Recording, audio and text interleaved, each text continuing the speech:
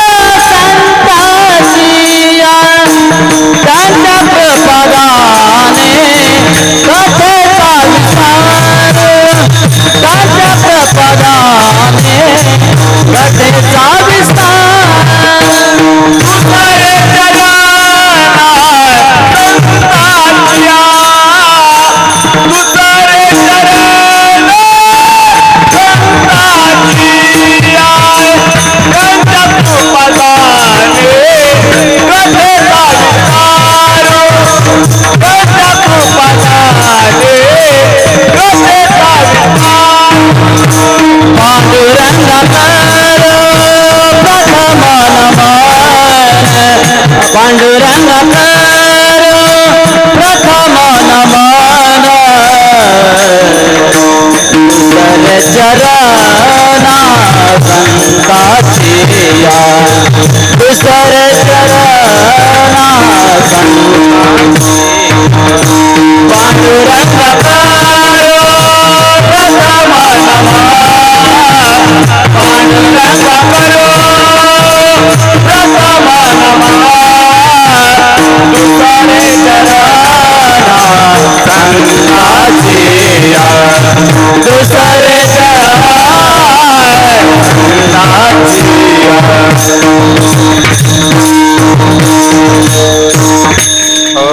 पांडुरंगा करो प्रथम नमन, पांडुरंगा करो प्रथम नमन, दुसरे चरण संताचिया. त्यांच्या कृपादाने कथेता विस्तारू बाबाजी सद्गुरु दास तुका.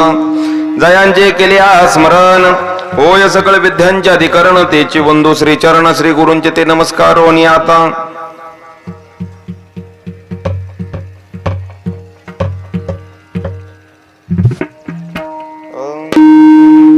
नागेंद्र हराय त्रिलोचनाय वस्वांग रागाय महेश्वराय नित्याय शुद्धाय दिगंबराय तस्मेंकराय नमः शिवाय.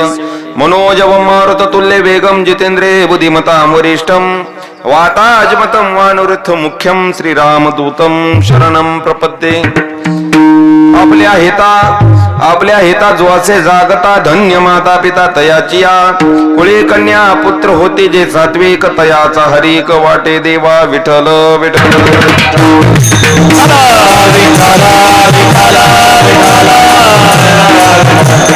प्रस्तुत प्राप्त प्रसंग संप्राप्त कीर्तनरूपी सेवेकरता घेतलेला अभंग जगद्वंद जगद्गुरु अखिल विश्वाच्या हृदय पटलावर व्याप्त असणारे संत श्रेष्ठ तुकोबाराय यांचा अगदी सोपा, सगळ्यांच्याच पाठांतरातील असणारा, सगळ्यांच्या परिचयाचा अतिशय ओळखीचा असा असणारा अभंग सेवेसाठी घेतलेला आहे.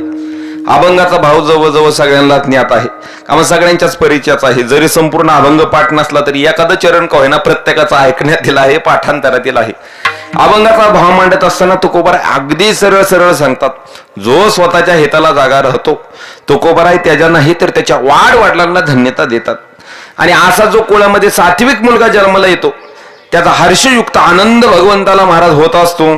गीता भागवत करीते श्रवण अखंड चिंतन विठोबाचे. जो गीतेचं भागवताचं आपल्या हिंदू धर्माची जाण ठेवतो, जो अखंड भगवंताचं चिंतन करतो, भगवंताला त्याचा हर्षयुक्त आनंद निर्माण होतो किंवा त्याचे वाडवडील धन्यतेला प्राप्त होतात.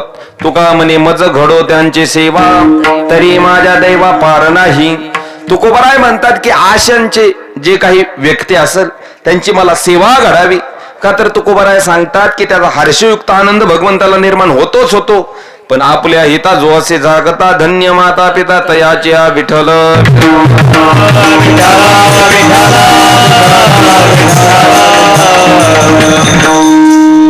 अभंगाचा सरळ सरळ भाव मांडायचं झालं तर पहिल्या चरणालाही धरून मांडता येतो, दुसऱ्यालाही मांडता येतो, चौथ्यालाही तर येतो.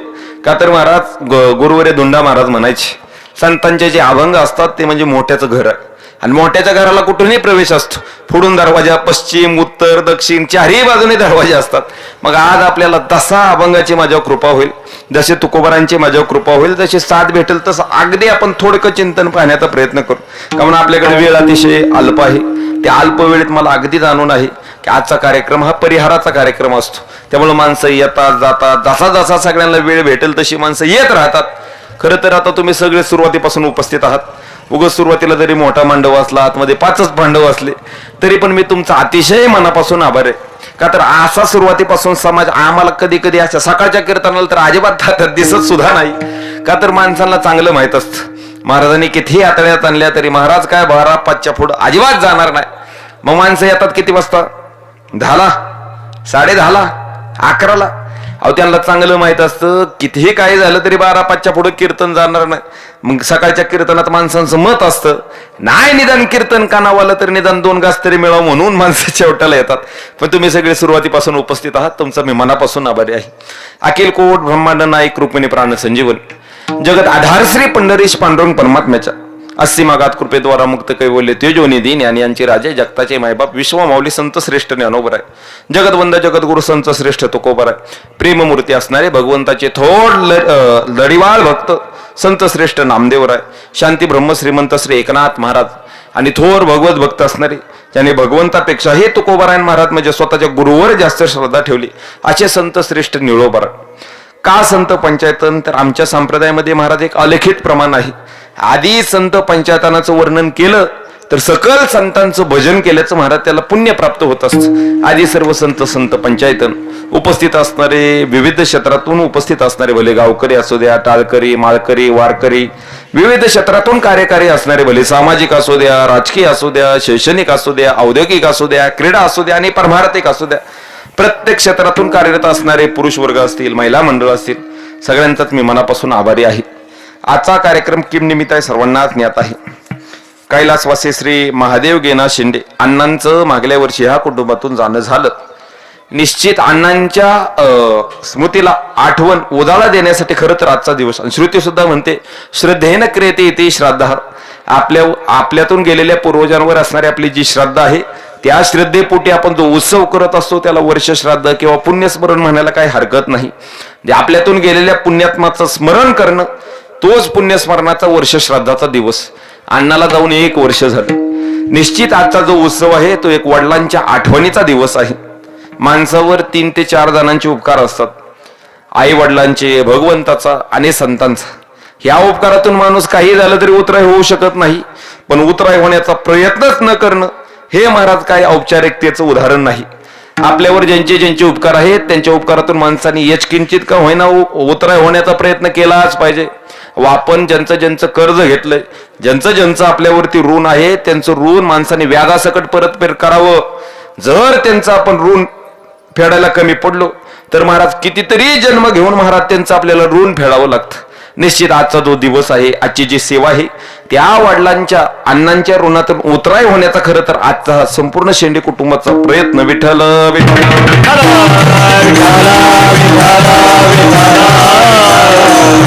त्यांच्या पश्चात असणारे त्यांची अर्धांगिनी, त्यांची असणारी पत्नी श्री इंदुमती महादेव शिंदे, त्यांची असणारी दोन्ही मुलं रामदास दादा असतील, रेखाताई असतील, त्यांचा आणि भावंड, नातवंड, चुलते, अतिशय त्यांचा असा असणारा मोठा कुटुंब परिवार. खरं तर आजचा हा महाराज दुःखाचाच दिवस आहे. म्हणजे मागल्या वर्षी ह्याच दिवशी ह्या कुटुंबावर महाराज अचानकपणे दुःखाचा आघात झालता आणि मी जाणू शकतो महाराज, अहो साधा 4-5 रुपये किंवा 10 रुपयाचं जरी आपल्या केशातून नोट हरवली तरी महाराज आपला अंतकरण तळमळल्याशिवाय राहत नाही. पण लाख रुपये दिले तरी असा व्यक्ती परत वापस येणार नाही. असा व्यक्ती जर कायमचा आपल्या नजरेआडून झाला तर किती दुःख होत असेल महाराज.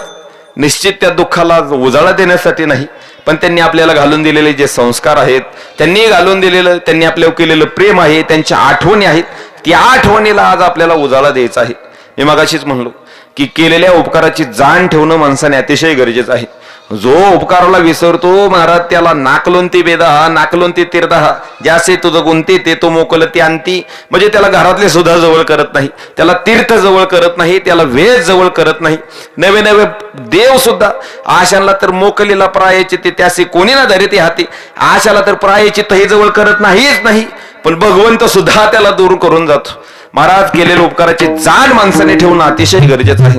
मी महाभारतात एक कथा अगदी धावती वाचली, कथा कल्पतरूमध्ये कथा वाचली की जो केलेल्या उपकाराला विसरतो त्याला महाभारत अतिशय खालच्या योनीची पातळीची महाराज संकल्पना त्याला नाव देतं. पहिल्या काळी महाराज एक चांडाळ संकल्पना प्रचलित होती. चांडाळ कोणाला म्हणायचं? आता माणूस मेल्यानंतर माणसाला कुठं नेतात? माणूस मेल्यानंतर त्याला कुठं नेतात? स्मशानात नेतात. कशासाठी? त्याला अग्नी संस्कार अग्नी दहन करण्यासाठी. म्हणजे तुमचं नामचं सारखंच आहे गाड्या सगळं. म्हणजे आमच्या इकडे माणसं मेल्यावर जातात, तुमच्या इकडे तसंच असेल. मग माणूस मेल्यानंतर त्याला स्मशानभूमीमध्ये नेलं जातं. मग स्मशानभूमीमध्ये नेल्यानंतर पहिलं 400-500 ज्ञानोबरांच्या काळामध्ये एक चांडाळ परंपरा प्रचलित होती महाराज, की मशानात जो नेलाय त्या माणसाचे चिथा रचून द्यायचं आणि त्याच्या बदल्याच मोबदल्या म्हणजे टाळूवरचं पैसा उचलणारा, टाळूवरची लोणी खाणाऱ्या जातीला चांडाळ म्हणायला काही हरकत नाही. चांडाळ कोणाला म्हणायचं? गेलेल्या माणसाच्या जाळण्याच्या बदल्यात 1 रुपया 2 रुपये काय आणे काय दीडकी पावकी ते त्यांच्याकडून गोळा करायचं. बरं, अजून पहिल्या काळी सुळावर द्यायची परंपरा होती. काय जर कोणी चूक केली तरी त्याला सुळाव दिलं जायचं. मग सुळाची परंपरा कशी असायची? चौथरा बांधला जायचा दगडाचा, मधोमध असा टोकदार खांब उभा केला जायचा आणि ज्यांनी शिक्षा केली त्याला त्या खांबावरती बसवलं जायचं. तो खांब गुगुद्वारा वाटे प्रवेश करून त्याच्या शरीरात प्रवेश करायचा. अतिशय महाराज भयंकर यातना. पण त्या माणसाने हालचाल करू नये, उड्या मारू नये म्हणून त्याला एखाद्या धरायला लावलं जायचं. म्हणजे तो क्रूर असला पाहिजे ना तेवढा. मग त्या क्रूराला महाराज चांडाळ म्हणतात.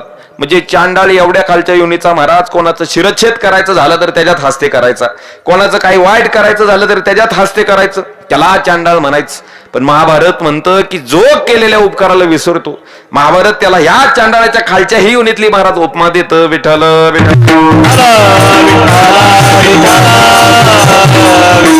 काय झालं? एक साधू जंगलाकडून तपश्चर्या करून जंगलातून गावाकडे प्रवेश करत होते.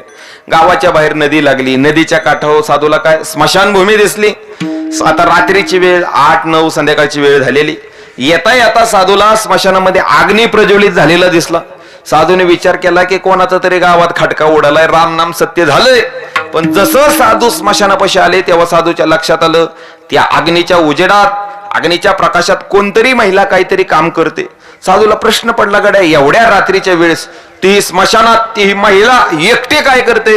म्हणून साधू जरा जवळ गेल्यानंतर साधूच्या लक्षात आलं की ती काहीतरी 3 दगडावर काहीतरी भांड ठेवून स्वतःचा स्वयंपाक तयार करते. पण माणसाचा स्वभाव असतो, जरी डोळ्याला दिसत असलं तरी माणूस काय विचारतो? तुमचं काय चाललंय? माणसाचा स्वभाव आहे.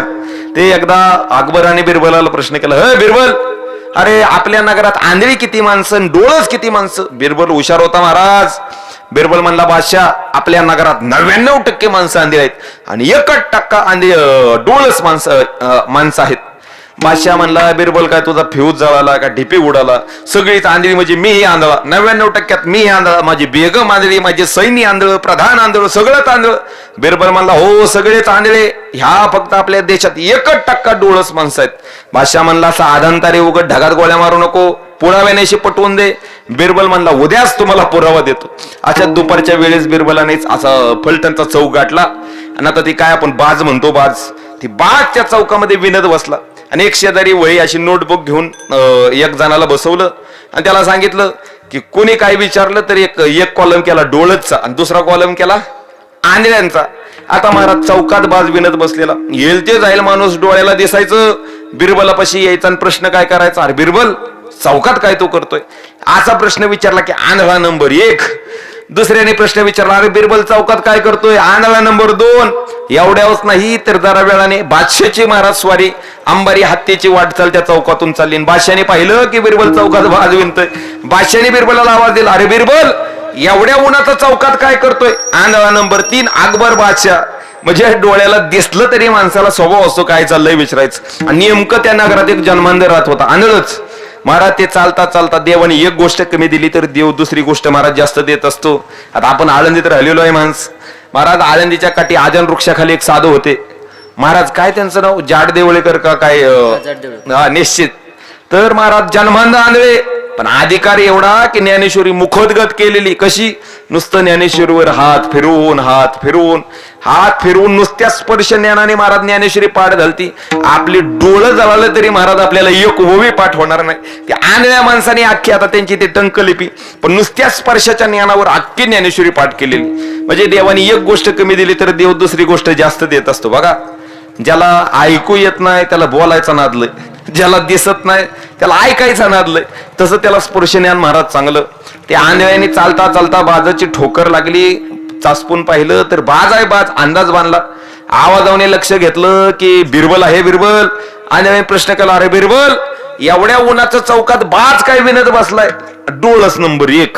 म्हणजे महाराज डोळ्याला दिसत असलं तरी काय चाललंय विचारणार माणसाचा मानसशास्त्राचा साधा नियम आहे. महाराजांनी तसं तिला विचारलं, काय करते एवढ्या रात्रीचं एवढ्या स्मशानात? आता महाराज ती स्मशानात राहणारी होती. ती काय सांगवीची किंवा माळेवाडीची नव्हती. तिला सप्ताह महाराज बुवा अजिबात देणं घेणं नाही. तिने महाराजांकडे बघितलं आणि म्हणली, दिसत नाही का डोळे जाळलेत का? मी माझा स्वयंपाक तयार करते.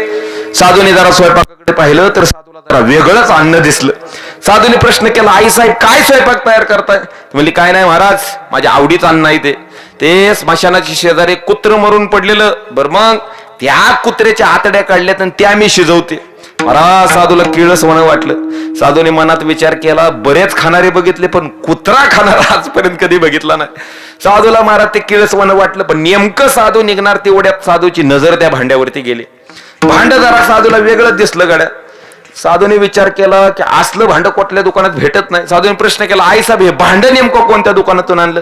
हे भांड बारामतीचं नाही का फलटणचं नाही, नाहीतर खालचं अकलूजचं नाही. नेमकं भांड अपक्ष नेमकं भांड कुठून आणलं हे? ते म्हणली, बाई बघा महाराज हे भांडी दुकानात भेटत नाहीत. मग अशी 5-6 भांडी रोज इथं स्मशानात पडतात. म्हणजे माणूस मेल्यानंतर त्याची राहिलेली जी कवटी आहे कवटी, त्या कवटीमध्ये ते अन्न शिजवत होते. आपण विज्ञान शिकलो असेल, आपल्याला तो सांगाडा दाखवला असेल, मानवी सांगाडा. जर माणसाच्या शरीरावरची महाराज त्वचा काढली तर बघा डोक्याचा आकार, टाळूला गोल, डोळ्याचे 2 छिद्र आणि तोंडाचं 1 छिद्र, त्या गोल भागात महाराज ते अन्न शिजवत होती. अजून साधूला किळसवाणं वाटलं. अहो साधा माणूस मेल्यानंतर आपण त्याला शिवलं तरी बघा, माणूस कितीही नावाचा असू द्या, कितीही त्याने कमवलेलं धन असू द्या, पण गेल्यानंतर या क्षणात माणसं त्याला नावानिशी नाही बॉडीला उचला करतात. म्हणजे त्यांनी कितीही कमवू द्या ते सगळं महाराज या क्षणात निघून जातं.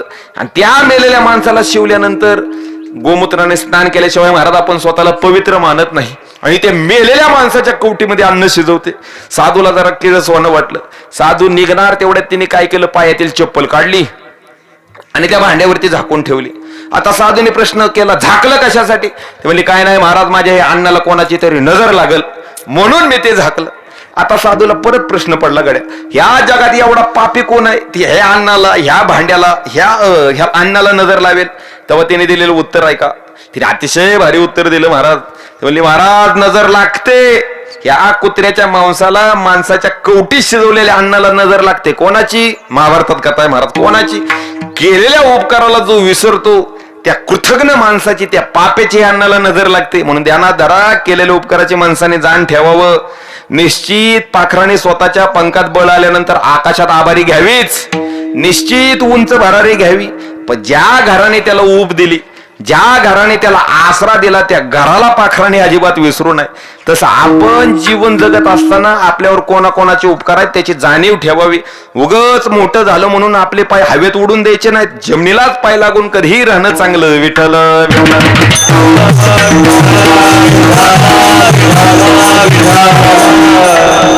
अजून एक कथा आहे, त्या बोध कथेमध्ये मी कथा वाचली.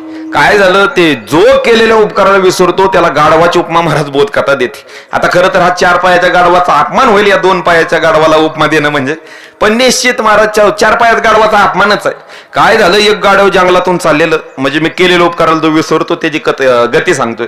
एक गाढव जंगलातून चालत चालत चालेल, नेमकं चालता चालता त्याच्या पाठीमागच्या पायात काटा मोडला. महाराज, काटा जरा वेड्या बाबळीत असेल, सुबाबळीत असेल, मोठा काटा गाढवाच्या पायाच्या आरपार झाला.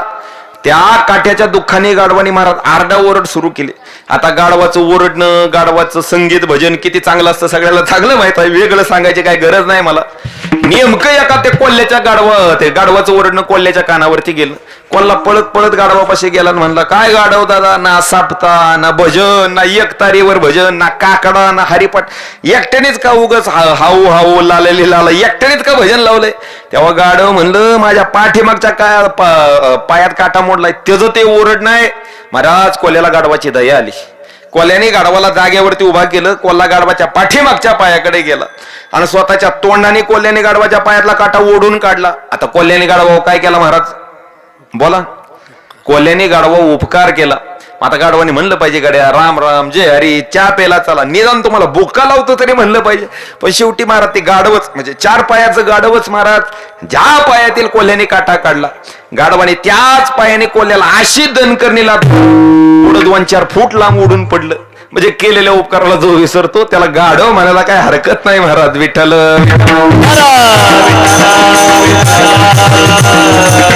माझं तर नेहमी सांगणं असतं, माणसाने उपकार करायचं झालं तर आप करावं कधीच करू नये गड्या. का? अहो, सापाला पाजलेलं दूध हे विषात रूपांतर होऊनच ते आपल्याला दुःख देत असतं. तसं आपकारी माणसावर केलेले उपकार हे आपल्याला दुःख देत असतात. आजचा जो संकल्प आहे तो खरं तर कृतज्ञाचा नाही, कृतज्ञतेचा संकल्प आहे. त्यांची असणारी दोन्ही मुलं, त्यांची पत्नी, त्यांचं संपूर्ण शेंडे कुटुंब परिवार, खरं त्यांनी जो आजचा उपक्रम केलेला आहे तो कृतज्ञतेचा उपक्रम आहे. म्हणजे समाजामध्ये 2 प्रकारचा वर्ग असतो, एक असतो कृतज्ञ आणि दुसरा असतो कृतज्ञ. तर आजच्या अभंगात ज्याचं वर्णन आलेलं आहे महाराज, तर ते आजच्या अभंगात वर्णन आहे ते कृतज्ञ समाजाचं, एका कृतज्ञ व्यक्तीचं महाराज आजचं वर्णन आहे. विठ्ठल.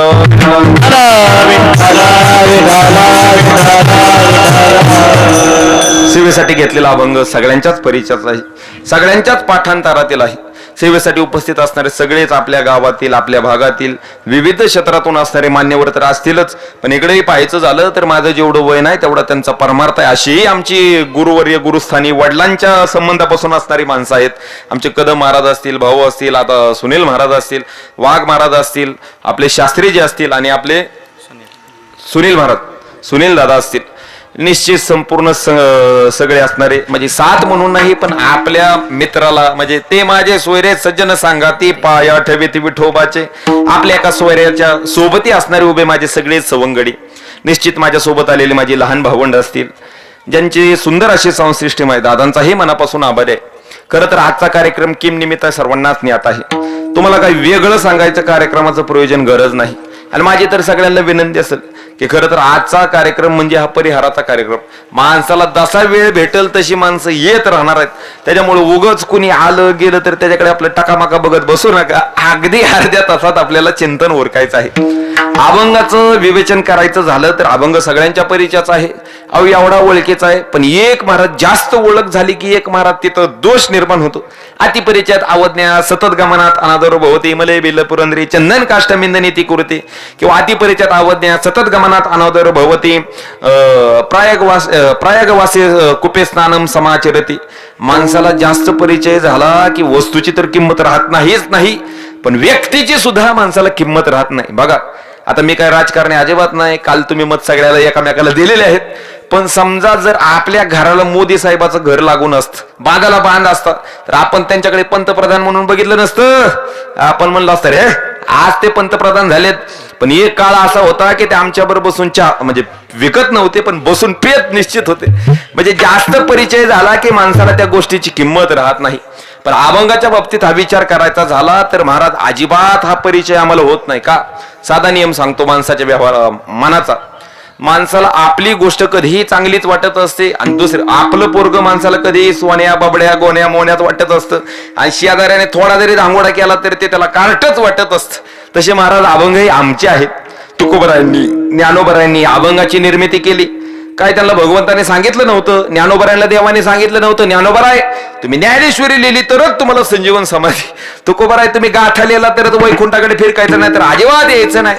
मग महाराज त्यांनी फक्त अभंगाची निर्मिती कशासाठी केली तर अभंगाची निर्मिती महाराज आपण मूळ म्हणजे बाकीच्या अघटित गोष्टीकडे चाललेलो आहे ते विसरून महाराज आपण मार्ग दावून गेले आधी दयाने ते संत ते देण्याचे पण ते चालू जाता न पडे गुंता कोटे काही जर आपल्याला सुख प्राप्त व्हावं असं वाटत असेल तर त्या मार्गाने चालवं ह्या संकल्पनेतून महाराज संतांनी अभंगाची निर्मिती केलेली आहे महाराज त्यांनी स्वतःच्या शरीराचा ऱ्हास केला स्वतःचं शरीर कष्टवलं स्वतःच्या शरीराची झीज करून घेतली पण कशासाठी जगाच्या कल्याणा संतांच्या जगाच्या कल्याणा संतांच्या जगाच्या कल्याणा संतांच्या विभूती जगाच्या कल्याणा संतांच्या विभूती देह कष्ट विते परोपकारी देह कष्ट विते परोपकारी देह कष्ट विते परोपकारी जगाच्या कल्याणा संतांच्या विभूती जगाच्या कल्याणा संतांच्या विभूती जगाच्या कल्याणा संतांच्या विभूती जगाच्या कल्याणा संतांच्या विभूती देह कष्ट विते परोपकारी देह कष्ट विते परोपकारी देह कष्ट विते परोपकारी महाराज संतांनी स्वतःच्या शरीराचा ऱ्हास केला फक्त जगाच्या कल्याणा संतांच्या कष्टविती परोपकारे आणि त्याच संकल्पनेतून महाराज खरं तर आजच्या अभंगाची निर्मिती माझं तर सरळ असं मत आहे प्रत्येक भजण्याचा अभंग पाठ असतोच गड्या ज्या भजण्याचा अभंग पाठ नाही त्याला भजनीच म्हणायचं नाही गड्या का तर नाही निदान भजनाला कामाला आला तरी कोणाला पोचवायला तरी कामाला येईल म्हणून पाठ केलेला अभंग परिचयाचा आहे नंतर सेवेसाठी उपस्थित असणारे माझे लहान बंधू ऋषिकेश महाराज असतील त्यांचाही मनापासून मी आभारी आहे अभंगामध्ये महाराज दोन वर्ग एक वर्ग सांगितला एक वर्ग कोणता सांगितला मी मागाशीच एक संज्ञेचं वाक्य वापरलेलं आपल्याकडे वेळ कमी आहे अगदी धावतो आपण चिंतन पाहू एक वर्ग सांगितलाय तुकोबारांनी आजच्या अभंगात तो कृतज्ञ असणारा वर्ग सांगितलाय म्हणजे जो स्वतःच्या हिताला जागा राहतो ज्याने स्वतःचं हेच जाणलं वाडवडिलांचं नाव त्याने मोठं केलं असा वर्ग एक समाजामध्ये आहे तो अभंगात तुकोबारांनी दाखवला मग त्याच्या विरुद्ध विचार करायचा झाला तर दुसरा वर्ग देखील समाजात एक असा आहे तो कृतज्ञ आहे कृतज्ञ केलेल्या उपकाराला विसरतो आणि स्वतःचं नाव मातीत घालतो पण स्वतःच्या बाप दाद्यांना देखील मातीत घालवल्याशिवाय राहत नाही आजच्या अभंगात जो आहे तो आहे दुसरा वर्ग म्हणजे कृतज्ञचा वर्ग आता कृतज्ञ देखील आहेत आणि समाजामध्ये कृतज्ञ माणसं देखील आहेत मी 3 जणांची नावं सांगतो कृतज्ञ म्हणजे ज्यांनी स्वतःच्या वाडवडिलांना मातीत घालवलं आणि 4-5 जणांची अशी नावं सांगतो ज्यांनी स्वतःच्या वाडवडिलांचं महाराज नावलौकिक केलं विठ्ठल आता नियम सांगू अहो प्रत्येकाने जीवन जगताना असं जीवन जगावं की स्वतःचं नाव होईल स्वतःच्या ताकदीवर स्वतःचं नाव हो का तर माणसाचं शरीर संपणार आहे पण नाव कधीच संपणार नाही अहो तुकोबाराय सुद्धा म्हणतात भगवंताला तुझ्या नामाचा महिमा तुझं नकळे नेग श्यामा महाराज भगवंताचं नाव भगवंतापेक्षाही ताकदीने कितीतरी पट मोठं आहे म्हणजे निश्चित माणसाने काम असं करावं की नाव होईल आणि असं नाव करावं की नाव ऐकताच काम झालं पाहिजे पण एक जण उठला आणि तुकोबारायला म्हणला नाही तुकोबाराय मला नाही माझ्या स्वतःच्या पुरुषार्थाच्या बळावर स्वतःचं नाव करता येत मग तुकोबाराय पुढे जाऊन म्हणतात तुला तुझं नाव करता येत नाही ना असू दे पण निदान तुझ्या बाप दाद्याचं जे नाव आहे ते तरी तू मातीत घालू नको महाराज समाजात असा वर्ग आहे जवळजवळ 95% माणसं असे दिसून येतील असं जीवन जगतात आचार प्रथमो धर्म अजिबात देणं घेणं नाही त्यांना असं जीवन जगतात की आचार भ्रष्टीन सदा कष्टी ते असं जीवन जगतात की स्वतःचं नाव मातीत घालतात पण स्वतःच्या खानदानाला मातीत घालवल्याशिवाय राहत नाही समाजात असाही वर्ग तुम्हाला दिसून येईल लक्षात घ्या जर आपले वाडवडील आपले पूर्वज पतनाला गेले आपले पूर्वजांचं पतन झालं तर तुम्ही कितीही नारायण नागबली करा किती तुम्ही नारायण नागबली करा किती वाऱ्या करा नाहीतर किती सप्त करा जर तुमचे पूर्वज नाराज तर तुम्हाला जन्मात जगाचा बाप जरी आला तरी तो तुम्हाला सुख लागू देणार नाही अहो महाराज पूर्वज जर पत्नाला गेले तर त्यांचा त्रास चालू होतो कोणता जोपर्यंत आपल्यात असतात तोपर्यंत त्यांना भावना असते की हा माझा मुलगा आहे हा माझा चुलता आहे हा माझे वडील पण एकदा का आपल्यातून निघून गेले त्यांना महाराज नात्याची भावना नसते फक्त त्यांना एकच भावना असते हा माझ्या कुळातील आहे आणि ह्याने माझा जो काही विधी आहे तो केलाच पाहिजे जर आपण विधी करायला चुकलो पतंती पितृ हे शाम लुप्तपिंडोदक क्रिया अर्जुन म्हणतो की भगवंता जर मी माझ्या सख्यांना मारलं आणि जर ते पत्नाला गेलं तर मी पत्नाला गेल्याशिवाय राहणार नाही त्यांचं पिंडदान करायला मागं कोण राहणार नाही म्हणजे आमच्या संप्रदायात पिंडदानाला तेवढंच महत्व आहे महाराज हा आता गरुड पुराणात किंवा शास्त्रात असं सांगितलं नाही की श्राद्धाच्या दिवशी कीर्तन ठेवा, कीर्तन केलं पाहिजे. पण महाराज कीर्तन का करावं? आपल्यावर तिघा जणांचे उपकार असतात. एक वाडवडिलांचे, दुसरं साधू संतांचे आणि तिसरं भगवंताचे. या तिघा जणांच्या उपकारातून महाराज उतराय होण्याचा माणसाने प्रयत्न केलाच पाहिजे. मग ते म्हणतात ना, एका दगडात दोन पक्षी. तसं महाराज कीर्तनाच्या रूपाने शास्त्र सांगतं की आपल्याला गेलेल्या पूर्वजांच्या प्रित्यर्थ अन्नदान केलं पाहिजे, ज्ञानदान केलं पाहिजे आणि सगळ्यात महत्वाचं भगवंताचं भजन केलं पाहिजे. मग त्या कीर्तनाच्या रूपाने महाराज भगवंताच्या उपकारातून उतराय होण्याचा प्रयत्न का? त्याचं आपण भजन गातो. बर, संतांनी जो मार्ग दाखवला त्याचं महाराज थोडं विश्लेषण करतो, त्या मार्गाने थोडा का होईना चालायचा 1% तरी प्रयत्न करतो. संतांच्याही उपकारातून महाराज उतराय होण्याचा प्रयत्न आणि आज ज्यांच्या प्रित्यर्थ महाराज आपण सेवा करतोय म्हणजे वडिलांच्या उपकारातून हे महाराज उतराय होण्याचा प्रयत्न. म्हणजे एक कीर्तन केलं तर जवळजवळ तिघा जणांच्या उपकारातून उतराय होण्याचा सहज महाराज मार्ग प्राप्त होतो. विठ्ठल जास्त वेळ वाढवत नाही. समाजामध्ये 3 ते 4 जण असे आहेत ते स्वतःच्या वाडवडिलांना पत्नाला घालवतात. आणि जर पितरांचा त्रास सुरू झाला, पितरांचा त्रास म्हणजे कसा? पैशाला पैसा न लागणं, घरात चांगलं चाललं असताना एका मिनिटात भांड्याला भांडं लागणं, निपुत्रिक होऊन जाणं, निर्वंश होऊन जाणं, ह्याला म्हणायचं महाराज पितरांचा त्रास. पितरांचा त्रास माणसाला सहजासहजी सुख उपभोगू देत नाही. मग कोणाकोणाला जगामध्ये सुख लागत नाही, कोणाकोणाचे वाडवडील पत्नाला जातात. 3 जणांची नावं सांगतो. जर आपल्यात कोण असेल तर सांभाळून घ्या गड्या, मला एक गोडव्या अंगाने घरी जायचंय गड्या. 3 जणांची नावं सांगतो. एक, कोणाचे वाडवडील पत्नाला जातात तर दुराचार्याचे वाडवडील महाराज पत्नाला जातात. दुराचारी कोणाला म्हणायचं? तुकोबारांच्या गाथेमध्ये एक रान नावाचं प्रकरण आहे. त्यातील 2रं चरण, जाय तिकडे पिढी लोका, जोडी भांडवल आणि थुंका, थोर झाला चुकावर का नाही घातला. अहो, असा जीवन जगतो की जरी गावात रस्त्याने चालला तर गावची माणसं म्हणतात एक वेळ कुत्रा परवडला, पण तो काय परवडला नाही. ते कुत्र बिना कामाचं चावणार नाही, पण हा भोकल्यानं चावल्याशिवाय राहणार नाही. दुराचारी म्हणायचं. दुराचारी म्हणजे तो मेल्यानंतर त्याच्या घरातलीच साखर वाढतात. अशा दुराचार्याचे वाडवडील महाराज पत्नाला जातात. अजून कोणाचे वाडवडील पत्नाला जातात? लोभी माणसाचे, लोभी म्हणजे आपल्या साध्या भाषेत सांगू का, फुकटच्या खाणाऱ्याचे वाडवडील पत्नाला जातात. लोभी माणसाचे वाडवडील पत्नाला जातात. आणि तिसरा महत्वाचा आहे आपल्यासाठी, तिसरा निंदा करणाऱ्याचे वाडवडील पत्नाला जातात. आपल्या साध्या भाषेत चाहडी करणाऱ्याचे, लावालावी करणाऱ्या माणसाचे वाडवडील महाराज पत्नाला जातात. पहिला त्यातील दुराचारी. अहो, दुराचार्याचे वाडवडील पत्नाला जातात. असा दुराचारी कुळात जन्माला आला की त्याचे वाडवडील महाराज छाती बडवून घेतात, कटाकार करतात, छाती बडवून घेतात की त्यांच्या लक्षात येतं की हा दुराचार आहे तो आपल्याला पत्नाला घालवल्याशिवाय राहणार नाही. विठ्ठल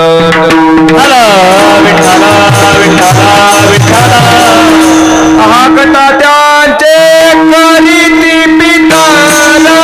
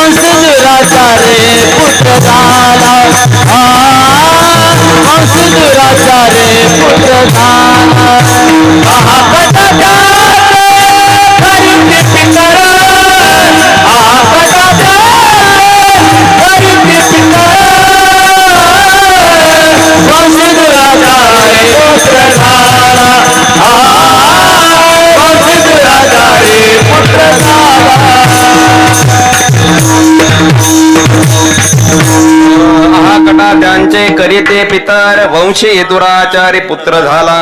त्या दुराचार्याचे वाडवडील महाराज छाती बडवून घेतात. त्यांच्या लक्षात येतं हा दुराचारी आपल्याला पत्नाला घालवल्याशिवाय राहणार नाही. लक्ष द्या.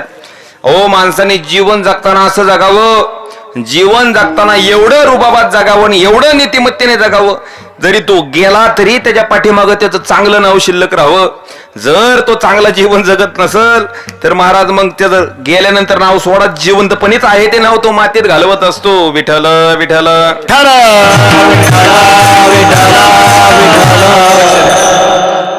जीवनामध्ये कर्म चांगली करणं अतिशय गरजेचं आहे. अहो जीवनात चांगलं वागणं तेवढंच गरजेचं आहे. साधं सांगतो, जर एखादा जीवनात चांगला वागत असल, जर एखादा जीवनात चांगलं कर्म करून जगत असेल आणि तो अमावस्येला मेला तरी तो वैकुंठाला जाणार महाराज. आणि जर एखादा जीवनात कायम वाईट वागत असेल आणि तो आषाढी एकादशीला मेला तरी तो नरकाला जाणार. हा सुट्टीच नाही गड्या. अहो जीवनात स्वर्ग आणि नरक जर मरणाच्या दिवसावर ठरलं असतं तर माणसं जन्मभर वाईट वागून एकादशी दिवशी फाशी लावून मेली असती. महाराज कर्म सहजासहजी कोणाला सोडत नाही. आज तुम्ही जे कर्म केलंय उद्या ते महाराज शतपट तुम्हाला भोगावंच लागतं. जगाचा नियमच आहे हा महाराज. विठ्ठल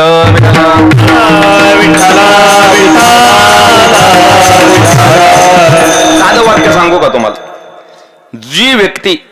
जे व्यक्ती दुसऱ्याला शारीरिक, आर्थिक, मानसिक नुकसान करून, दुःख देऊन ती आज समाधानी सुखी वाटत असेल, ती आज समाधानी सुखी आनंदी आपल्याला दिसत असेल, पण कालांतराने तिचा शेवट दुःखदायकच होतो. का तर या जगाचा नियमच आहे महाराज, जे पेराल तेच उगवेल. आणि महाराज हा सिद्धांत आहे. महाराज 100 पोर असणारा धृतराष्ट्र राजा होता, राजा आपल्या अख्ख्या भारताचा राजा, पण महाराज जंगलात जळून मरावं लागलं. साधन आहे महाराज. आणि जो जटायू गिद्ध जातीने, अशा गिद्धाडाला महाराज प्रभू रामचंद्रांची मांडी भेटली महाराज मरताना, आणि स्वतःच्या बापाला महाराज पुत्र पुत्र राम राम करून मारावं लागलं. म्हणजे कर्म महाराज कोणाला सहजासहजी सोडत नाही. नामा म्हणे कर्म रेखा देवादिका चुकेना. म्हणून दुराचार्याने जाणून घ्यावं की आपली वाडवडील पत्नाला घालवताना आपण वाईट वागताना विचार केला पाहिजे की असा पावला आपण टाकला की त्याचा निश्चित परिणाम आपले बापजादे नरकालाच जाणार. विठ्ठल. दुसरं एक नाव सांगितलेलं कोण? लोभी. लोभी माणसाचे वाडवडील महाराज पत्नाला जातात. लोभी कोणाला म्हणायचं? महाराज जो स्वतः काय करत नाही पण ते आई त्या बिळावर नागोबा फुकट कसं भेटतं एवढंच महाराज त्याचा डोळा. म्हणजे ह्याची टोपी त्याच्या डोक्यावर, त्याची टोपी त्याच्या डोक्यावर, त्याची टोपी त्याच्या डोक्यावर, मग सगळ्यांच्या टोप्या आपल्या केशात आपल्या डोक्यात कशा येतील एवढाच महाराज तो फायदा बघतो. म्हणजे स्वतःच्या फायद्यासाठी दुसऱ्याचं नुकसान झालं तरी तो त्याला देणं घेणं नाही. आपली म्हण आहे ना, ती तुझी दाढी जळाली तरी चालेल पण माझी बिडी पेटू दे गड्या. म्हणजे असं सेल्फी जीवन जगणारी लोभी माणसं तुम्हाला समाजात बरीच दिसून येतील गड्या. आणि लक्ष द्या, लोभी माणसाचे वाडवडील महाराज पत्नाला जातात. अहो किती समाजात लोभी माणसं तुम्हाला दाखवू. एकतर माणसाने गावाचं, भावाचं आणि देवाचं खाऊ नाही गड्या. पण अशी काय काय लोभी असतात की मंदिरात आज नवीन बल्ब लावला की दुसऱ्या दिवशी तिथं जुनाच बल्ब येणार. कीर्तनाला आले तर कोणाच्या चपल्या आणतील, कोणाचं काय, अशी लोभी माणसं समाजात तुम्हाला. आणि लोभी माणसाचे महाराज वाडवडील पत्नाला जातात. बघा फुकटच्या खाणाऱ्याला कोण चांगलं म्हणत नाही.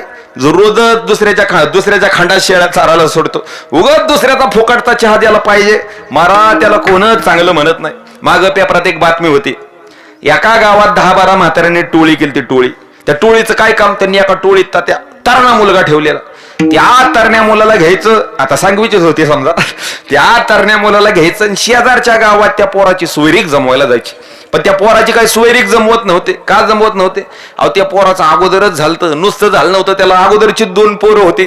पण म्हातारी ही टोळी 10-15 म्हातारी त्या पोराला घ्यायची, शेजारच्या गावात जायची, फक्त जीवन माघारी यायची. सोयरीक काय जमवत नव्हते. गावच्या सरपंचाच्या कानावर ही गोष्ट आली. सरपंचाने त्या टोळीच्या मुकादमाला गाठलं, ओ राम भाऊ, अहो काय चाललंय तुमचं? त्या पोराला नेताय, शेजारच्या गावात सोयरीक जमवायला जाताय. बरं सोयरीक सुद्धा जमवून आहे, उगाच जाताय फक्त जीवन माघार येत आहे. तो रामभाऊ म्हणाला, सरपंच तुम्हाला यातलं गमक कळलं नाही. अहो आजचं जेवायचं भागलं, मग बास उद्या काय देणं घेणं कोणाशी? आज ह्या गावात, आज त्या गावात. आता खरं सांगा, असं फुकटचा चहा, नाश्ता, जेवण भेटावं, पण अशा फुकट सोयरीक जमावणाऱ्याला कोण महाराज त्याला चांगलं म्हणेल का? त्याच्या बापदाद्याला चांगलं म्हणेल? अशी समाजात लोभी माणसं तुम्हाला. बघा फुकट भेटण्यासाठी माणसं कोणत्याही स्तराला जाऊ शकतात. काय झालं, आम्ही आळंदीला शिक्षण घेत होतो आणि जोग महाराजांच्या संस्थेतला नियम 8 ते 10 दिवसाला दाढी आणि टक्कल करून यायचं. नकात गावतील एवढी केस सुद्धा डोक्यावर वाढून द्यायची नाही. आणि जर सापडली, आम्हाला शिकवायला मोठे माऊली उल्हास बाबा होते, मार खायचा ठरलेला असायचा. आता दर आठवड्याला आम्ही कधी कधी महाराज चुकून माकून राहायचं. आता महाराज तरुण अवस्था, दाढीन टक्कल करू वाटतंय का ते वाचताऱ्याने रोज तुडतुडीत कॉलेजचा दिवस, पण कधीतरी आम्ही मार खायचो. पण आमच्यात एक असा पोरगा होता की त्यांनी कधीच महाराज मार खाल्ला नव्हता. 3 वर्षात त्याने कधीच एक सुद्धा बैठक काढली नव्हती. आणि लक्ष द्या, माणसाला दुःख कशाचं असतं, स्वतःला झालेल्या त्रासाचं माणसाला दुःख नसतं, पण दुसऱ्याला झालेल्या सुखाचं माणसाला जास्त दुःख होत असतं. तसं महाराज आम्ही मार खातो याचा न्हाव्याला जाऊन बसायचं. न्हाव्याला काय माहित हा कोण, कुठला, कोणत्या गावचा, कोणाचा पाहुणा, कोणाचा सोयरी. आता खरं सांगा, असं फुकटचं दाढी टक्कल व्हावं म्हणून दुसऱ्याच्या धाव्यात जो घुसत असत त्याचं नाव होईल का, त्याच्या बाप दाद्याचं नाव चांगलं होईल. अहो समाजात अशी लय लोभी माणसं तुकोबराय प्रमाण देतात महाराज. असे फुकटचा चहा पिणार, शिळा चारणारच नाही. तुकोबराय प्रमाण देतात. सरपंच आहे सरपंच, पण लोभ पाहून, फायदा पाहून न्याय निवाडा करत असेल तर त्याचे बापदादे नरकाला जातात. आमदार आहे आमदार, पण स्वतःच्याच वार ढाला निधी, दुसऱ्याला देणं घेणंच नाही. पालकमंत्री झाला सोलापूरचा, पण निधी सगळा तिकडे पुणे जिल्ह्याला. त्यालाही महाराज तुकोबाराय म्हणतात. त्याचे वाडवडीत पटनाला जातातच जातात. त्याच्या पुढचं तुकोबाराय उदाहरण देतात. न्यायाधीश आहे न्यायाधीश, पण फायदा पाहून, ओळख पाहून न्याय निवाडा करत असेल त्याचे बापजादे नरकाला जातात. तुकोबाराय प्रमाण देतात. विठ्ठल विठ्ठल लोभावरी ठेवणी हेत असत्य करी न्याय नित, त्याच्या पूर्वजा पातन नरकेकडे होते दान, नरकेकडे होते दान, नरकेकडे होते दान. लोभावरी ठेवणी हेत असत्य करी न्याय नित, त्याच्या पूर्वजा पातन नरकेकडे होते दान, नरकेकडे होते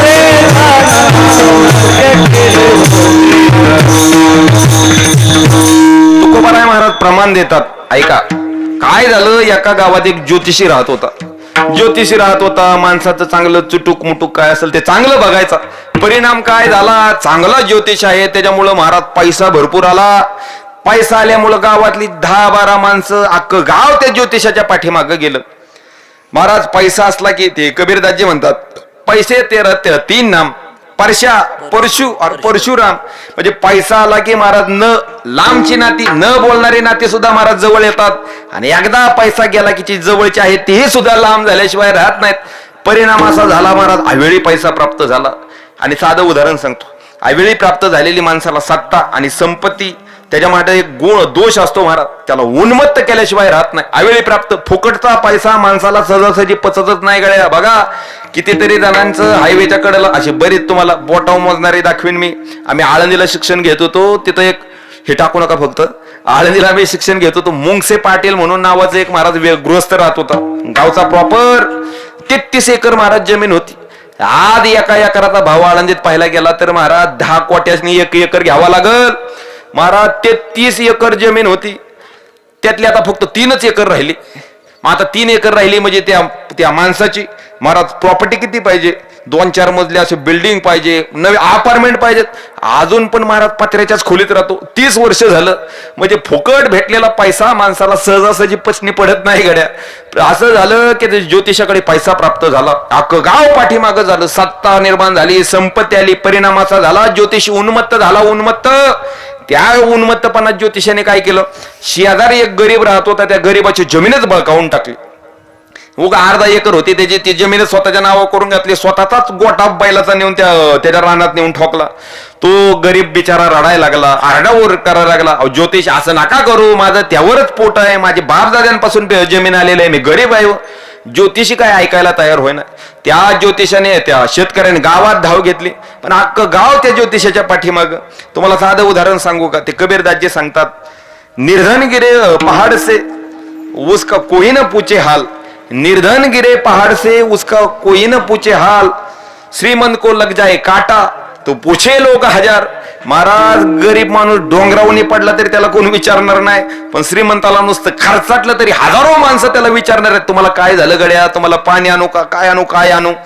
अहो साधं परिस्थिती नावाचा खिस्सा थोडा जरी फाटला अलीकडच्या काळात, परिस्थिती नावाचा खिसा थोडा जरी फाटला तर त्यातून पैसा पडण्याऐवजी माणुसकी नावाची नाती जास्त पडताना तुम्हाला दिसतील बघा. अहो श्रीमंताच्या घरावर बसलेला कावळा सुद्धा माणसाला मोर वाटतो, पण गरीबाचं रडणार पोर सुद्धा माणसाला चोरच वाटत असत. त्या न्यायानुसार शेतकरी रडायला लागला, पण अख्खं गाव म्हणायला लागलं हे जमीन ज्योतिषाचीच आहे, तूच उग त्याच्यावर त्याचं नाम बदनाम करतोय. परिणाम असा झाला की गावापुढं काय चालं ना, ज्योतिषाच्या पुढं काय चालं नाही. मग शेतकऱ्यांनी धाव घेतली कोर्टाकडं. कोर्टात महाराज निकाल लागला. 2 वर्षांनी केस बोर्डावरती आली आणि नेमकं निकालाच्या दिवशी ज्योतिषाच्या लक्षात आलं काही झालं तरी 7/12 कोणाच्या बापाच्या नावचा आहे, त्या शेतकऱ्याच्या बापाचा नावचा 7/12 आहे. माझ्या काय बापाचं नाव सुद्धा त्यात असं जोडून सुद्धा येत नाही. मग जमीन गेली तर त्यालाच जाणार आहे. पण ज्योतिषी हुशार होता महाराज. जो न्याय निवाडा करणारा न्यायाधीश होता त्या न्यायाधीशाला ज्योतिषाने गाठलं. नेमकं 4 महिन्यापूर्वी त्या न्यायाधीशाचे वडील वारलेले. ज्योतिषाने त्याला गाठलं आणि सांगितलं हे बघा तुम्ही माझ्या बाजूने निकाल लावून द्या, मी तुम्हाला तुमचा बाप दाखवतो. तो न्यायाधीश म्हणला कस काय गड्या, माझा बाप तर 4 महिने अगोदरच गेला. ज्योतिष म्हणला साधं सुद्धा समजू नका, तुम्हाला तुमचा बाप दाखवतो, पण त्या बदल्यात तुम्ही माझ्या बाजूने निकाल लावून द्यायचा. न्यायाधीशाला महाराज लोभ प्राप्त झाला. आपला मेलेला बाप दिसत असेल तर एक निकाल खोटा दिला तर काय हरकत आहे. आणि झालं महाराज केस बोर्डावर आली, होत्याचं नव्हतं झालं. त्या शेतकऱ्यावर अन्याय झाला महाराज. ते बिचार रडत रडत घरी गेलं आणि निकाल झाल्यानंतर न्यायाधीशाने ज्योतिषाला पकडलं. ज्योतिष आता दाखवा मला माझा बाप. आता जुन्या काळातला दृष्टांत आहे महाराज. ज्योतिषाने न्यायाधीशाचा हात पकडला आणि थेट गावाच्या बाहेर ज्योतिषी घेऊन चालला. आता जुन्या काळचं म्हणण्याचं कारण का, जुन्या काळी माणसं आडाणी होती महाराज. जुन्या काळी माणसं घरी जेवायची, टिंबटिंबला बाहेर जायची. अलीकडचा काळ वेगळा आहे महाराज. माणसाला बाहेरचं आवडतं, टिंबटिंबसाठी माणूस घर गाठतो. अख्ख्या गावाच्या बाहेर घाण. आणि न्यायाधीशाला पकडून चालवलं. न्यायाधीश म्हणायला लागला अहो एवढ्या घाणीत विष्ठेमध्ये मला माझा बाप दाखवणार का. ज्योतिष म्हणला हो तुम्हाला तुमचा बाप गावाच्याच बाहेर दाखवणार, दुसरीकडे अजिबात दाखवणार नाही. हात धरून चालत चालत 4-5 पावलं गेल्यानंतर एक घाण होती, घाण विष्ठा आणि त्यामध्ये किडा वळवळ करत होता. ज्योतिषी तिथं थांबला. न्यायाधीशाला म्हणाला न्यायाधीश साहेब त्या घाणीत जो किडा वळवळ करतोय तो तुमचा बाप आहे. न्यायाधीश म्हणाला तुम्हाला काय अक्कल आहे का ज्योतिष साहेब, माझा बाप असल्या घाणीतील हगंदारीतील माझा बाप किडा. ज्योतिष म्हणला हो मी नाही, तुकोबाराय प्रमाण देतात. लोभावरी ठेवून हेत असत्य करी न्यायनित, त्याच्या पूर्वजा पतन नरकी किडे होती झालं. तुकोबाराय सांगतात जो लोभ पाहून न्याय निवाडा करतो म्हणजे पंक्ती भेद करतो त्याचे वाडवडील असेच नरकात किडे होऊन पडतात, ते काय स्वर्गाला जात नाहीत. म्हणून ध्यानात धरा, आपला लोभ जरा आवडता घ्या, नाहीतर आपले बापजादे पटनाला गेल्याशिवाय राहणार नाहीत. विठ्ठल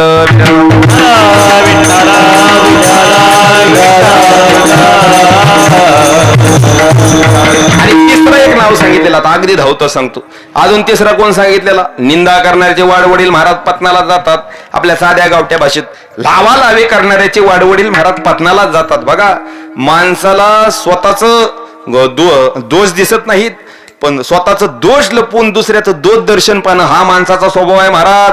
स्वतःच किती असलं तरी माणूस झाकूनच ठेवणार, पण दुसऱ्याचा एक किंचित एक दोष असलेला माणूस असा बघणार की त्याचा 100 दोष असल्यागत महाराज त्याच्याकडे बघणार.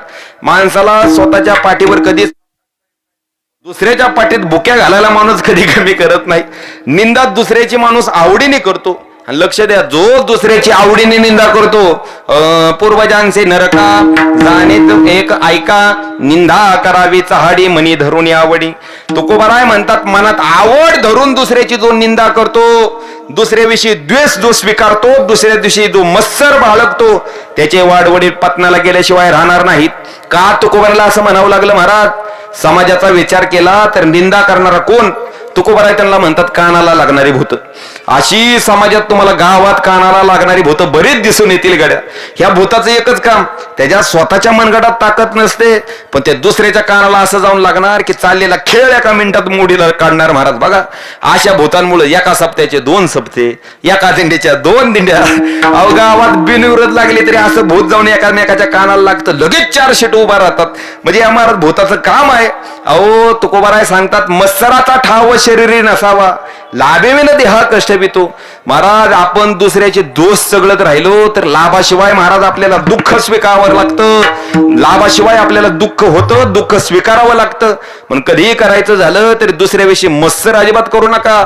का तर मी हे प्रमाण वाचलं त्या दिवसापासून, बाबा निंदी कोणी मारी वंदी कोणी पूजा करी, अजिबात देणं घेणं नाही बाबा. तुमच्यापाशी आम्ही अहो जैसे तैसे, देणं घेणंच नाही. का तर दुसऱ्याची तुम्ही निंदा करत बसला त्याचा परिणाम आपले वाडवडील पत्नाला जातात. आणि साधा एक गुण सांगू का निंदा करणाऱ्याचा, एखादा व्यक्ती जर तुमच्यापाशी येऊन तिसऱ्याचं गुण दोष सांगत असेल तर साहजिक दुसऱ्या तिसऱ्यापाशी गेल्यावर तुमचं तो गुणगान दोष गाणारच. त्याच्यामुळे निंदा करणाऱ्यापासून कधीही महाराज लांब राहावं. तो तुकोबारांचा एक अभंग आहे बघा, ऐसा लौकिक कधा राखविना पावना देवराया, संसार करिता म्हणते हा दोषी, टाकताळसी पोट पोसा. तुकोबारांचा महाराज 11 चरणाचा अभंग आहे. संसार करिता म्हणते हा दोषी. अहो निंदा करणारा माणूस तुम्ही कसंही वागा तो तुमची निंदाच करणार. तुम्ही कसंही चांगलं वागा नाही तर वाईट वागा, नावं ठेवणारा माणूस तुम्हाला नावं ठेवणारच गड्या. त्याच्याकडे माणसाने अजिबात लक्ष द्यायचं नाही. ती म्हण आहे बघा, हत्ती चले बाजार कुत्ते बोके हजार. कुत्रे भुंकतायत म्हणून हत्तीने थांबायचं नसतं, हत्तीने चालत राहायचं असतं. अशा निंदा करणारे तुमचे दोष सगळत राहतात. परिणाम काय होतो, तुमचं पाप त्यांना लागतं, त्यांचं पुण्य तुमच्याकडे आल्याशिवाय राहत नाही. विठ्ठल विठ्ठल अभंग आहे बघा, अहो बहु बोल जाता म्हणती हा वाचाळ, न बोलता म्हणती सगळं गरवी, भेटीचे न बजता म्हणते हा निष्ठुर, येता जाता घर बुडविले, निपुत्रका नाही म्हणती पाहावो चांडाळ, पातकांचे मूळ पोरवडा, लग्न करू जाता म्हणते हा माताला न करता झाला नपुंसक. तुकोबारांचा अभंग आहे महाराज. चिंतन घरी गेल्यानंतर निश्चित पहा, जर तुम्ही बोलत नसताल तर म्हणतात हे ते काय माणुसकीच्या लायकीचं आहे का, फुगीर आहे फुगीर. आणि जर एखादा बोलायच लागला तरी वाचाळ आहे वाचाळ, त्याला कुत्र्यासारखं भोकाशिवाय कामच नाही. जर तुम्ही एखाद्याच्या भेटीला जात नसताल, पाहुणे रावळ्यात तुम्ही जात नसताल तर लगेच ते म्हणतात हे ते काय माणुसकीचं आहे काय, 4 माणसात बसायच्या लायकीचं नाही. आणि जर तुम्ही एखाद्याच्या भेटीला जायला लागला सारखं ते म्हणतो त्याला काय काम नाही, देवाला मोकळं सोडल्यावणी, उगत येता जाता आमच्या घराच्या उमऱ्याची साल ठेवली नाही. म्हणजे तुम्ही कसंही वागा, आईचं लोक तैसा ओक धरती धरवे ना, अभक्ता जिरेना संत संग. तुम्ही कसंही वागा, माणसं नावच ठेवणार आहेत. साधं सांगू का, तुमचं अक्षर कितीही सुंदर असू द्या, ह्या निंदा करणाऱ्याचं पहिलं लक्ष तुमच्या त्या सुंदर अक्षराकडे नाही, खाडाखोड केलेल्या अक्षराकडे जाणार. तसं जीवनात तुम्ही कितीही चांगलं वागा, अशा व्यक्तीचं लक्ष तुमच्या चांगल्या वागण्याकडे नाही, तो कायम तुमच्या चुका शोधत राहणार आणि कायम त्याच वारंवार चगळत राहणार. त्याच्यामुळं निंदा करणाऱ्याला फक्त एक प्रमाण सांगायचं, तू आवडीने निंदा कर, तुझे पूर्वज नरकाला गेल्याशिवाय राहणार नाहीत. विठ्ठल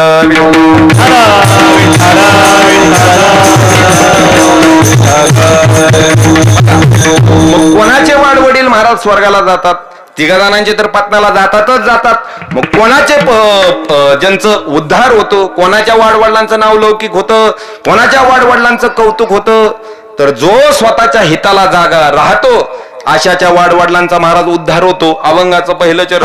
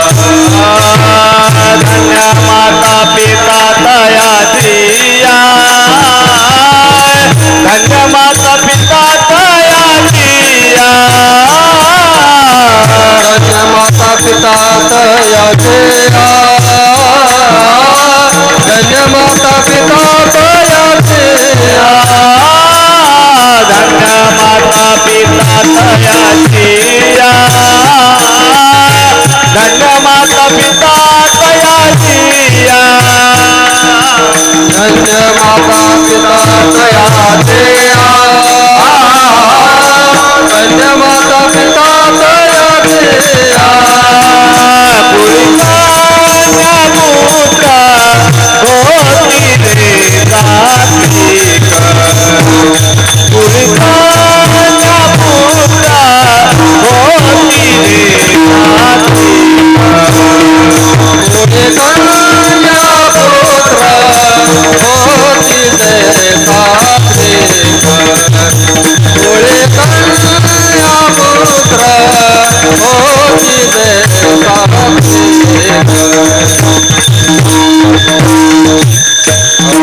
आपल्या हिता जोचे जागता धन्य माता पिता तयाची जो स्वतःच्या हिताला जागा राहतो त्याचे वाडवडी धन्यतेला प्राप्त होतात.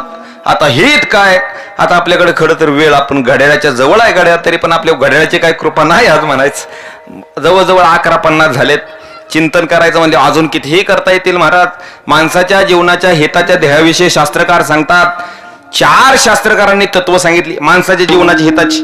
आत्मोद्धार द्वारत्वा, साधन दुर्लभत्वा, न देहस्य आत्मोद्धारेन सार्थकता आणि शास्त्र विधिवत्वा. आता प्रत्येकाचं विश्लेषण करायला वेळ नाही, पण वैद्य बाबा महाराज निश्चित ह्यावर कधी वेळ भेटला तर वैद्य बाबांचे मी दृष्टांत निश्चित सांगून जाईल. जो स्वतःच्या हिताला जागा राहतो त्याचे वाडवडील धन्यतेला प्राप्त होतात. नेमकं माणसा जो हिताला जागा राहतो, आता अगदी धावतं पाहू, जो असा स्वतःच्या हिताला जागा राहतो भगवंताला त्याचा हर्षयुक्त आनंद प्राप्त होत असतो. कुळे कन्या पुत्र होते जे सातवे एक तयाचा हरी एक वाटे देवा.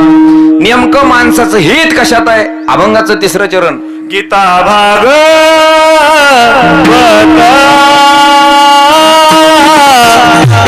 हरी श्रवणा गीता भागवत हरी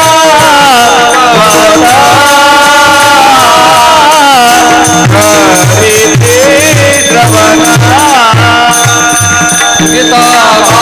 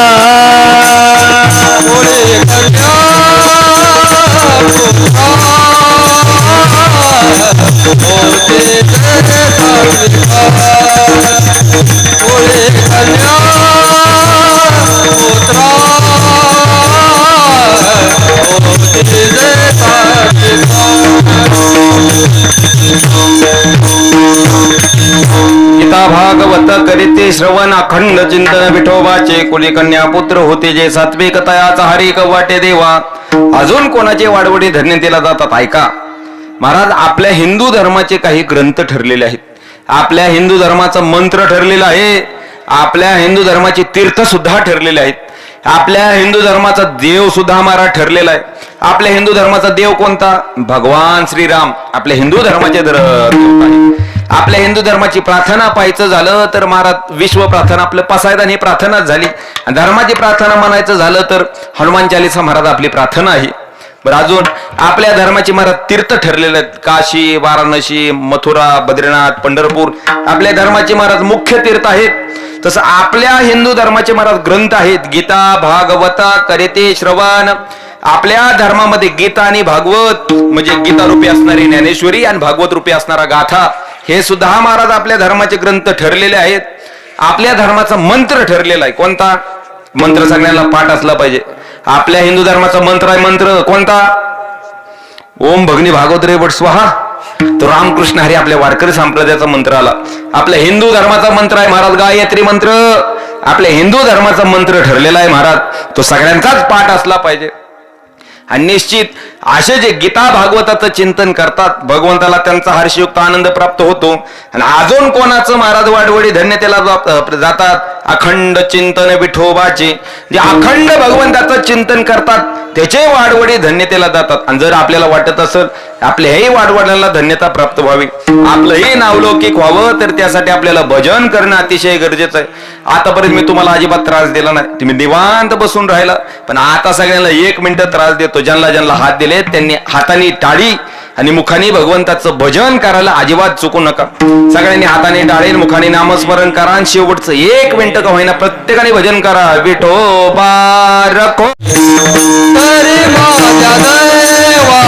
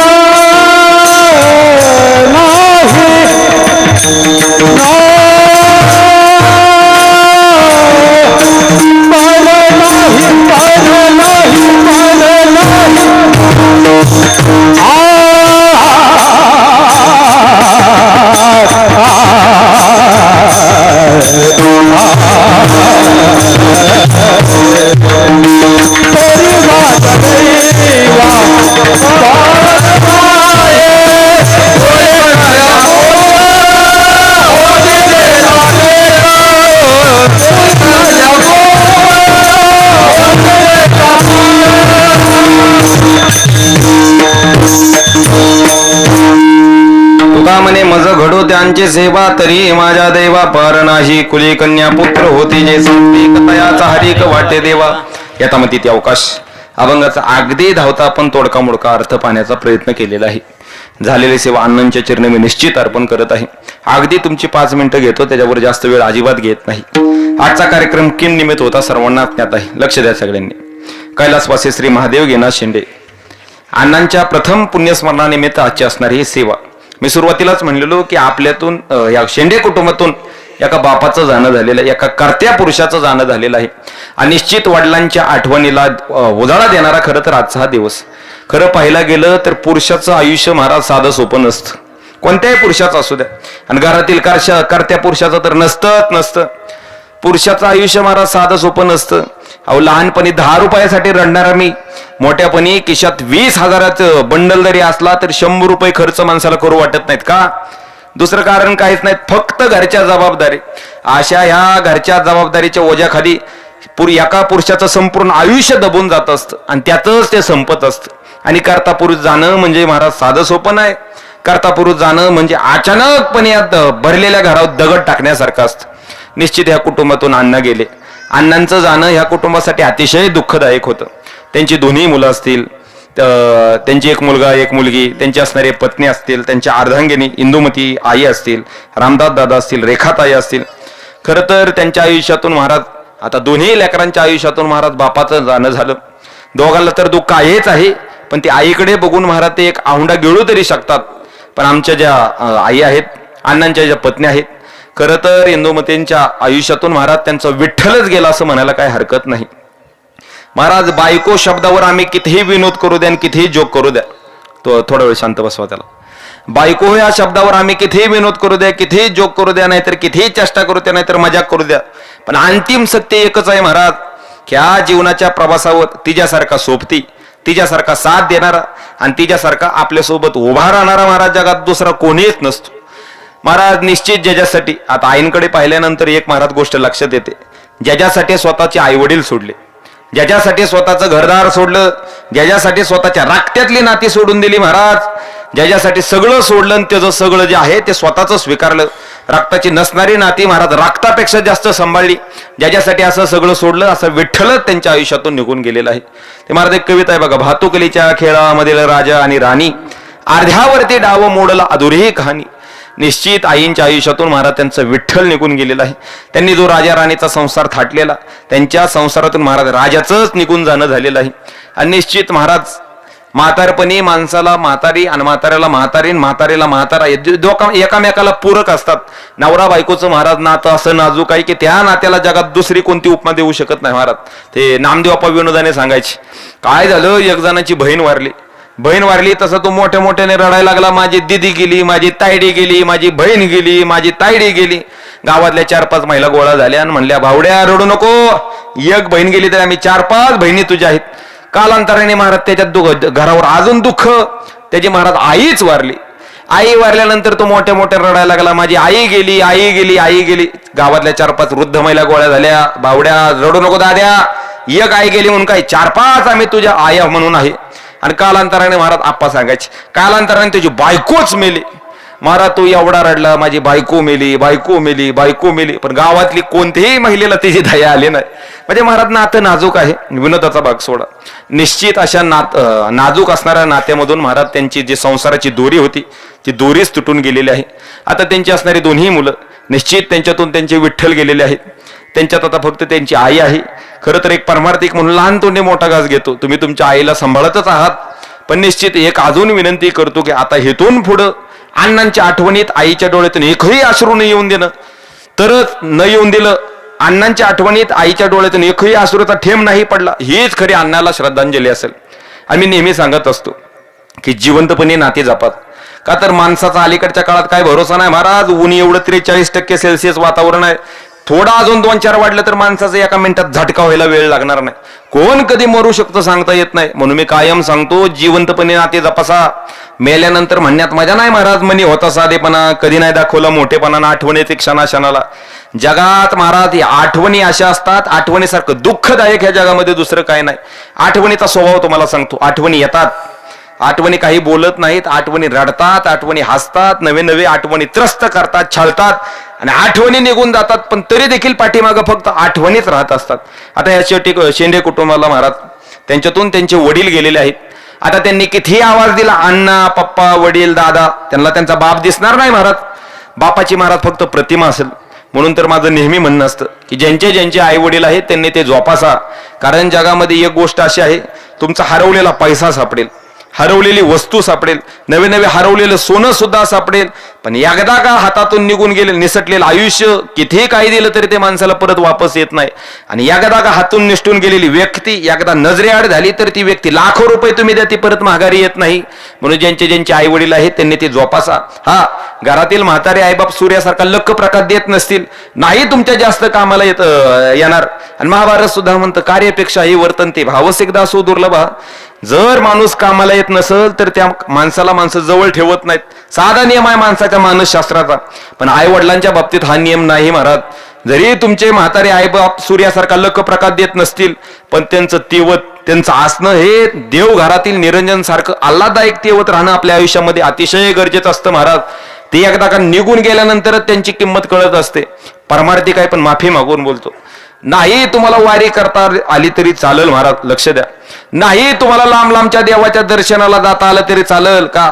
लांबच्या देवाच्या दर्शनाला गेल्यानंतर तुम्हाला लांबचा देव भेटेल का नाही सांगू शकत नाही.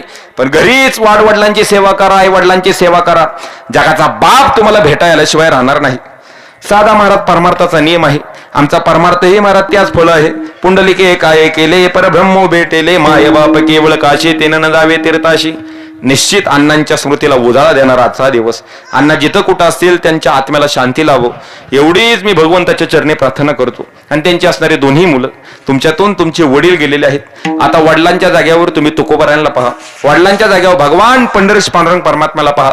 निश्चित तुम्हाला महाराज आयुष्यामध्ये सुख झाल्याशिवाय राहणार नाही. का तर महाराज नियती अशी आहे, आपण कोणत्याही वस्तूला किती आपलंसं म्हणलो तरी महाराज या जगाचा नियम आहे, उपजेते नाशे नाशिले ते पुनर्पेदिसे. आपण कोणत्याही वस्तूला कायम माझ्यापाशी राहणार आहे म्हणलं तरी महाराज कोणतीच गोष्ट कायम आपल्यापाशी राहत नाही. या जगाचा नियम आहे. कोणत्याही वस्तूला तुम्ही आपलं म्हणा, माझं म्हणा, या जगाचा नियम आहे की ती वस्तू आपल्यापासून निष्ठूनच जात असते.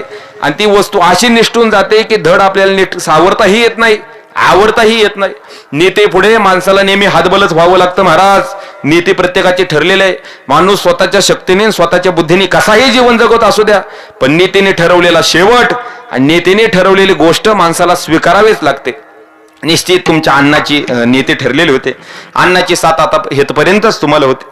निश्चित जिथं कुठं अन्न असतील तिथून तुम्हाला निश्चित शुभ आशीर्वाद देत असतील एवढीच भगवंताच्या चरणी प्रार्थना करतो. झालेली सेवा संपूर्ण श्रोतृवर्ग असतील, संपूर्णच ग्रामस्थ असतील, टाळकरी माळकरी वारकरी असतील, ज्यांच्यामुळे खरं इथं येण्याचा योग आला असे संपूर्ण शेंडे कुटुंब परिवार असतील, आमचं संपूर्णच भजनी मंडळ असेल, आमचे सुनील महाराज असतील, शास्त्रीजी असतील, वाघ महाराज असतील, आमचे सुनील महाराज, सगळेच माझे आमचे पाहुणे रावळे कदम महाराजांपासून सगळ्यांचाच मी मनापासून आभार आहे. जाता जाता फक्त सगळ्यांना विनंती करतो, तुम्ही देहूला गेल्यानंतर गाथा मंदिर निश्चित पाहिलं असेल, आळंदीला गेल्यानंतर ज्ञानेश्वरी मंदिर निश्चित पाहिलं असेल, पैठणला गीता मंदिर निश्चित पाहिलं असेल, पण संपूर्ण महाराष्ट्र